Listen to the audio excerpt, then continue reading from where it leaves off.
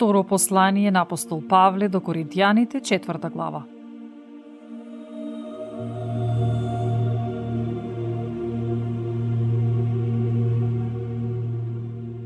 Затоа, бидејќи по милоста Божија го имаме ова служење, ние со духот не паѓаме, но се одрековме со прикриени срамни дела, не постапуваме со лукавство. Ниту го изопачуваме Словото Божјо, току со јавувањето на вистината се препорачуваме на секоја човечка совест пред Бога. Ако пак е покриено нашето Евангелие, тоа е покриено за оние што пропаѓаат. За оние на кои Богот од овој свет им ги заслепил нивните безверни умови, за да не ги осветли светлината на благовестието за славата на Христос, кој е слика на невидливиот Бог. Зашто ние самите себе не се проповедаме, туку Христос Исус Господ.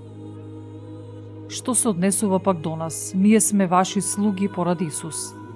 Зашто Бог, кој некогаш заповеда од темнината да изгрее светлина, тој ги озари срцата наши за да биде познанието на славата Божја во лицето на Исус Христос светло. Но таа ризница ја носиме во глинени садови, та преизобилната сила да биде од Бога, а не од нас. Од секаде сме огнетувани, но не сме потиштени. Во недоумица сме, не губиме надеж. Не гонат, но не сме напуштени. Не кутнуваат, но ние не пропаѓаме. И секогаш во телото наше ја носиме смртта на Господ Исус, така што и животот Исусов да се открие во телото наше. Зашто ние живите постојано се изложуваме на смрт заради Исус, тај животот Исусов да се открие во нашето смртно тело. Така смртта действува во нас, а животот во вас. А пак, бидејќи го имаме тој ист дух на верата, како што е напишано, поверував и затоа говорев.